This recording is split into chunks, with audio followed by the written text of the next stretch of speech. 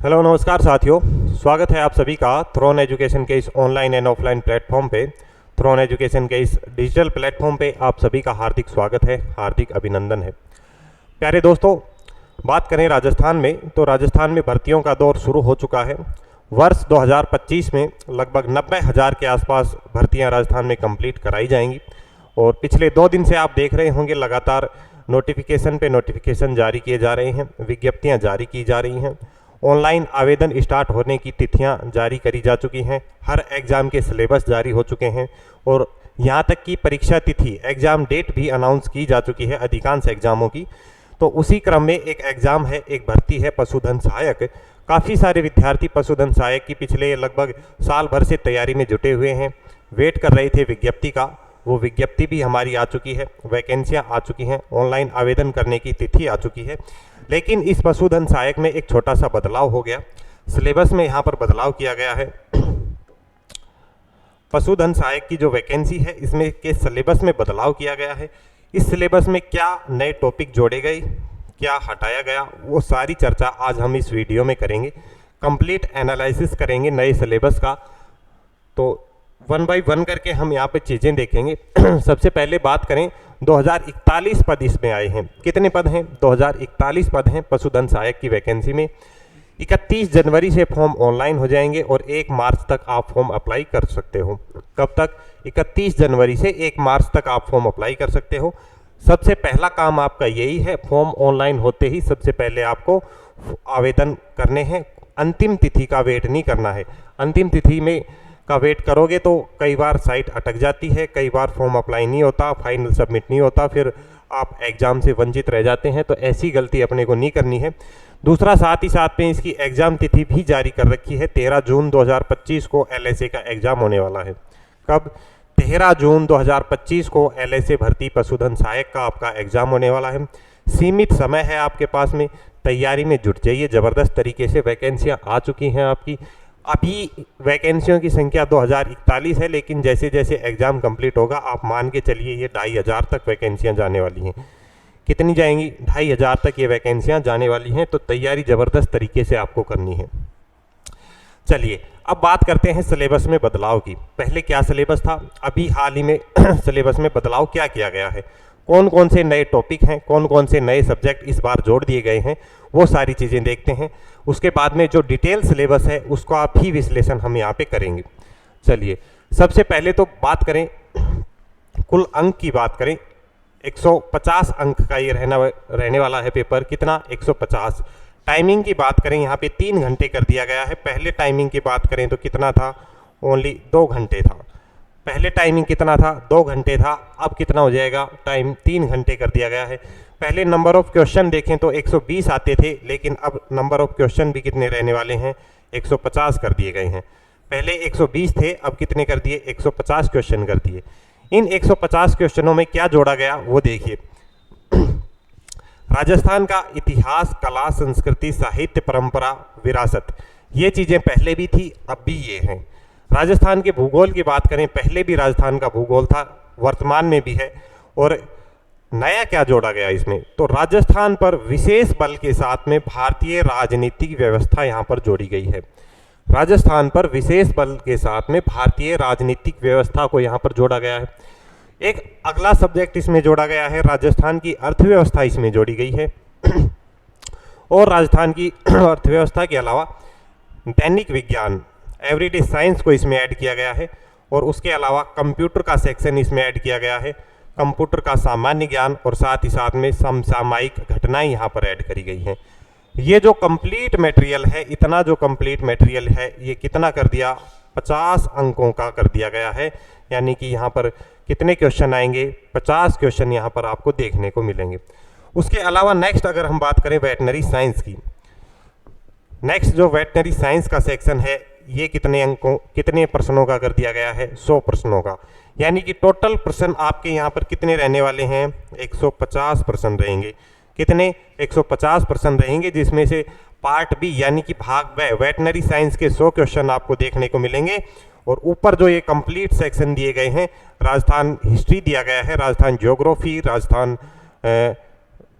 राजस्थान पर विशेष बल के साथ में इंडियन पॉलिटी दी गई है, राजस्थान की अर्थव्यवस्था यहाँ पर दी गई है, साइंस दिया गया है, कंप्यूटर और करंट अफेयर, ये सभी मिला के कितने नंबर के रहने वाले हैं, कितने क्वेश्चन रहेंगे इसमें से? 50 क्वेश्चन इसमें से आने वाले हैं।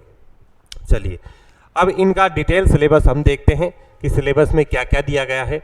सब्जेक्ट वाइज सिलेबस की अगर हम यहाँ पर चर्चा करें तो बात करें राजस्थान इतिहास की, सबसे पहले हम चर्चा करते हैं राजस्थान इतिहास, कला, संस्कृति, साहित्य, परंपरा और विरासत, यानी कि हिस्ट्री और कल्चर की बात करें तो हिस्ट्री और कल्चर में 9 टॉपिक दिए गए हैं।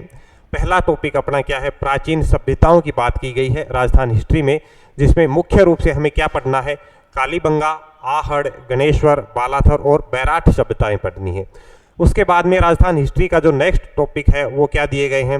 राजस्थान इतिहास की महत्वपूर्ण ऐतिहासिक घटनाएं, प्रमुख राजवंश हमें पढ़ने हैं, कंप्लीट राजवंश हमें यहाँ पर पढ़ने हैं राजस्थान के, और उन राजवंशों की उनकी प्रशासनिक एवं राजस्व व्यवस्था, सामाजिक सांस्कृतिक आयाम हमें यहाँ पर देखने हैं। उसके बाद में राजस्थान कल्चर की बात करें तो यहाँ पर स्थापत्य कला की प्रमुख विशेषताएं, यानी कि कंप्लीट स्थापत्य कला हमें यहाँ पर पढ़ना है, जिसमें किले एवं स्मारक पढ़नी है, कलाएं, चित्रकलाएं और हस्तशिल्प हमें यहाँ पर देखना होगा। उसके बाद में आधुनिक राजस्थान की जब बात करें तो आधुनिक राजस्थान में स्वतंत्रता आंदोलन, राजनीतिक जनजागरण, प्रजामंडल आंदोलन और राजस्थान का एकीकरण, ये किस में दिए गए हैं? मॉडर्न राजस्थान में, आधुनिक राजस्थान की ये बात की गई है। उसके बाद में कल्चर में कुछ टॉपिक दिए गए हैं, लोक भाषाएं यानी कि बोलियां और साहित्य का टॉपिक है, संगीत एवं लोक नृत्य का टॉपिक है, संत, कवि, योद्धा, लोक देवता और लोक देवियों का टॉपिक यहाँ पर दिया गया है।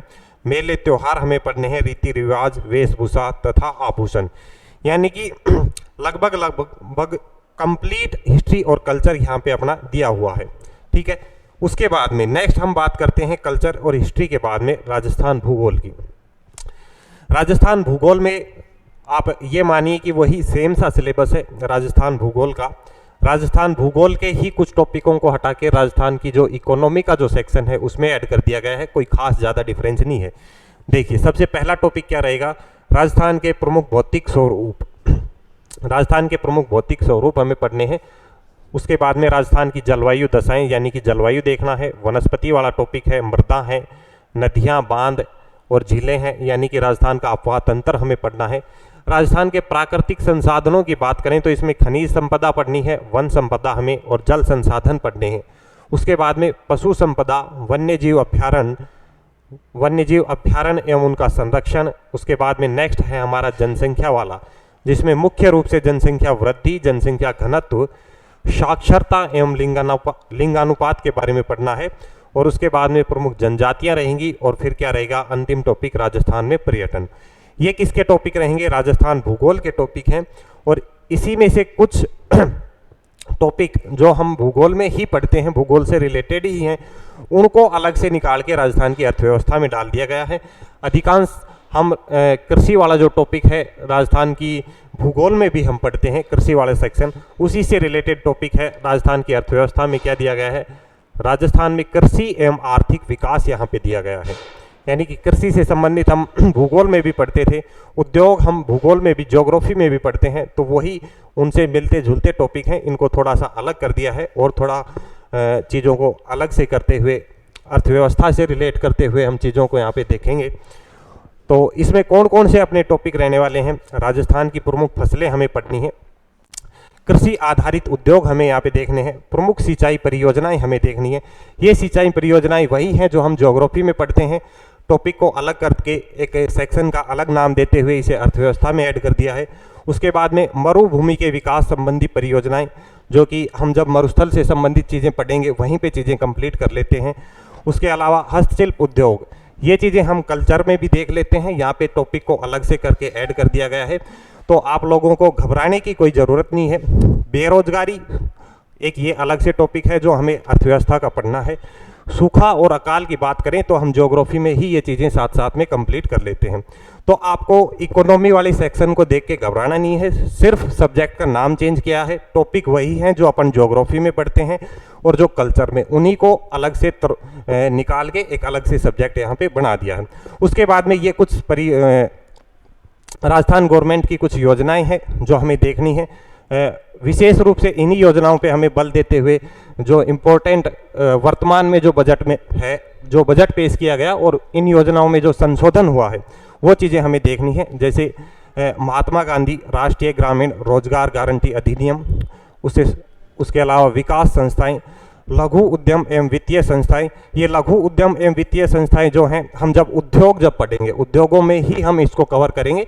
तो टॉपिकों को इस तरीके से अलग अलग, एक ही टॉपिक को मल्टीपल जगह पर ऐड किया गया है ताकि बच्चा घबरा जाए, लेकिन आपको घबराने की आवश्यकता नहीं है। सिलेबस बहुत ही छोटा है, वही सेम है। गिने चुने जो 16 से 17 अपने टॉपिक बनते हैं वही लगभग 17 टॉपिक हैं, राजस्थान भूगोल और अर्थव्यवस्था दोनों को मिलाते हुए। ठीक है, उसके बाद में पंचायती राज संस्थाओं की ग्रामीण विकास में भूमिका, तो ये राजस्थान की अर्थव्यवस्था में डाले गए हैं, तो कोई ज़्यादा नए टॉपिक नहीं है। उसके बाद में जो नेक्स्ट नई चीज़ अपने यहाँ पे एक विशेष रूप से ऐड की गई है, वो क्या ऐड किया गया है, पहले अपने इसमें पॉलिटी का सेक्शन नहीं था, इसमें पॉलिटी के कुछ टॉपिक ऐड किए गए हैं। राजस्थान पर विशेष बल के साथ भारतीय राजनीतिक व्यवस्था को इसमें ऐड किया गया है, तो घबराने की बिल्कुल कोई आवश्यकता नहीं है। सबसे इजी सब्जेक्ट की बात करें तो पॉलिटी ही रहता है। आपको आर्टिकल याद करने हैं, आर्टिकल याद करने के बाद में पॉलिटी से इजी कोई सब्जेक्ट आपको देखने को नहीं मिलेगा। देखिए, इसमें भी फिर गिने चुने 5-7 टॉपिक हैं। जैसे भारतीय संविधान की प्रकृति हमें देखनी है, प्रस्तावना को हमें पढ़ना है, मौलिक अधिकार देखने हैं, राज्य के नीति निर्देशक तत्व एवं मौलिक कर्तव्य हमें देखने हैं। उसके बाद में नेक्स्ट सेक्शन की बात करें तो यहाँ पर राजस्थान की राजनीतिक एवं प्रशासनिक व्यवस्था, ऊपर का जो ये सेक्शन देखा ये इंडियन पॉलिटी से रिलेटेड है। यहाँ पर कुछ राजस्थान के संदर्भ में हमें पढ़ने हैं, जैसे कि राजस्थान के राज्यपाल हम देखेंगे, मुख्यमंत्री देखेंगे, राज्य विधानसभा देखेंगे, राजस्थान उच्च न्यायालय के बारे में चर्चा करेंगे, राजस्थान लोक सेवा आयोग देखेंगे, आरपीएससी की हम यहाँ पर बात करेंगे, राज्य निर्वाचन आयोग हम यहाँ पर देखेंगे, राज्य सूचना आयोग, राज्य मानव अधिकार आयोग, राज्य का मुख्य सचिव और जिला प्रशासन, और उसके बाद में स्थानीय सुशासन एवं पंचायती राज। यानी कि ये पंचायती राज वाले टॉपिक की अगर हम बात करें तो कुछ ना कुछ पंचायती राज से संबंधित चीज़ें, पंचायती राज संस्थाओं की ग्रामीण विकास में भूमिका, इन दोनों टॉपिकों को रिलेट करते हुए एक ही जगह हम इन दोनों को कंप्लीट कर लेंगे। तो अलग अलग 2 जगह आपको ज़्यादा ये नहीं रखना है कि टॉपिक ज़्यादा हैं, इसी के साथ साथ में रिलेट करते हुए वो टॉपिक आपके यहाँ पे कवर हो जाएंगे। ठीक है, उसके बाद में जो नेक्स्ट यहाँ पर ऐड किया गया है अपना दैनिक विज्ञान, एवरीडे साइंस यहाँ पर ऐड किया गया है। दैनिक साइंस का थोड़ा सा सिलेबस यहाँ पे ज़्यादा दिया है, लेकिन बहुत ही इजी लेवल की साइंस यहाँ पर रखी जाएगी, घबराने की कोई आवश्यकता नहीं है। कंप्लीट कंटेंट आपको थ्रोन एजुकेशन के यूट्यूब और एप्लीकेशन पे अवेलेबल कराया जाएगा। एवरीडे साइंस में टॉपिक देखिए, भौतिक एवं रासायनिक परिवर्तन रहेंगे, ऑक्सीकरण एवं अपचयन की क्रियाएं दी गई हैं और उत्प्रेरक यहाँ पर दिए गए हैं। उसके बाद में नेक्स्ट टॉपिक है धातु अधातु एवं इनके प्रमुख यौगिक, सामान्य जीवन में प्रयुक्त कुछ महत्वपूर्ण यौगिक दिए गए हैं, कार्बन तथा कार्बन के महत्वपूर्ण यौगिक दिए गए हैं, कार्बन के अपरूपों की यहाँ पे बात की गई है, जैसे क्लोरोफ्लोरो कार्बन, फ्रीओन, सीएनजी, बहुलक, साबुन एवं अपमार्जक, ये सारी चीज़ें। उसके बाद में नेक्स्ट जो टॉपिक दिया गया है प्रकाश का परावर्तन एवं इनके नियम यहाँ पर दिए गए हैं, प्रकाश का वर्ण विक्षेपण दिया गया है, लेंस के प्रकार दिए गए हैं, दृष्टि दोष तथा उसका निवारण, अंतरिक्ष एवं सूचना प्रौद्योगिकी की बात की गई है, साइंस और टेक की बात भी यहाँ पर निकल के आ रही है, अनुसंधान कार्यक्रम। तो आप देखोगे तो फिजिक्स और केमिस्ट्री के ही टॉपिक यहाँ पर दिए गए हैं। साइंस में फिजिक्स और केमिस्ट्री के कुछ टॉपिक हैं, गिने चुने नॉर्मल टॉपिक हैं। जनरल साइंस यानी कि बायोलॉजी की बात करें तो बायोलॉजी इसमें ऐड नहीं की गई है। तो ये आपका सिलेबस है। सिर्फ ऐड क्या किया गया है, जो डिफरेंस यहाँ पर आया है, आप ये मान के चलिए कि सिर्फ और सिर्फ जनरल साइंस को ऐड किया गया है और इंडियन पॉलिटी की यहाँ पर बात की गई है। सारी चीज़ें बाकी वही हैं। अर्थव्यवस्था कोई अलग से नया सब्जेक्ट नहीं है, वही भूगोल से टॉपिकों को तोड़ के एक अलग से सब्जेक्ट बना दिया गया है। और पॉलिटी में भी अपने नॉर्मल टॉपिक हैं, ऐसे कोई घबराने की बातचीत नहीं है। तो आपको तैयारी में जुट जाना है। एग्ज़ाम तिथि आपकी जारी कर दी है, 13 जून को आपका एग्ज़ाम होना है, 13 जून को आपका एग्ज़ाम रहेगा। और अब बात करें तैयारी की। तैयारी करने के लिए जो भी विद्यार्थी ऑफलाइन कोचिंग ज्वाइन करना चाहता है और जयपुर आ सकता है, तो उसको क्या करना है, जयपुर आना है। जयपुर में त्रिवेणी चौराहा गोपालपुरा बाईपास जयपुर पर अपना ऑफलाइन सेंटर है थ्रोन एजुकेशन का। इसके लिए अगर थ्रोन एजुकेशन ऑफलाइन सेंटर की लोकेशन आपको जाननी है तो आपको डायरेक्ट गूगल में सर्च करना है थ्रोन एजुकेशन, और जैसे ही आप थ्रोन एजुकेशन सर्च करोगे गूगल में जाने के बाद में टॉप पेज पे थ्रोन एजुकेशन आ जाएगा। इसमें जैसे ही आप डायरेक्शन ऐड करोगे जयपुर पहुंच के आप डायरेक्ट लोकेशन लगा के थ्रोन एजुकेशन ऑफलाइन सेंटर पर आ सकते हो। उसके अलावा दूसरी बात करें, अगर कोई विद्यार्थी जयपुर नहीं आ सकता है, अपने ग्रामीण इलाके से तैयारी करना चाहता है, तो वो थ्रोन एजुकेशन एप्लीकेशन डाउनलोड कर सकता है, जिसका एप्लीकेशन में लिंक दिया गया है। तो जिसका लिंक की बात करें डिस्क्रिप्शन में आपको लिंक मिल जाएगा, तो यहाँ से भी आप अपनी तैयारी को कर सकते हैं। तो आज ही थ्रोन एजुकेशन एप्लीकेशन डाउनलोड करें और घर बैठे अपनी तैयारी को ज़बरदस्त तरीके से बेहतरीन कंटेंट के साथ में टेस्ट सीरीज और नोट्स के साथ में सारी चीज़ें आपको अवेलेबल कराई जाएंगी। प्रिंटेबल नोट्स आपको प्रोवाइड कराए जाएंगे, तो सारी चीज़ें एक ही जगह आपको मिल जाएंगी, तो घर बैठे भी आप अपनी तैयारी कर सकते हैं। अन्यथा अगर आप 2, 4, 6 महीने के लिए जयपुर आ सकते हैं तो आप सभी का स्वागत है थ्रोन एजुकेशन ऑफलाइन सेंटर पे।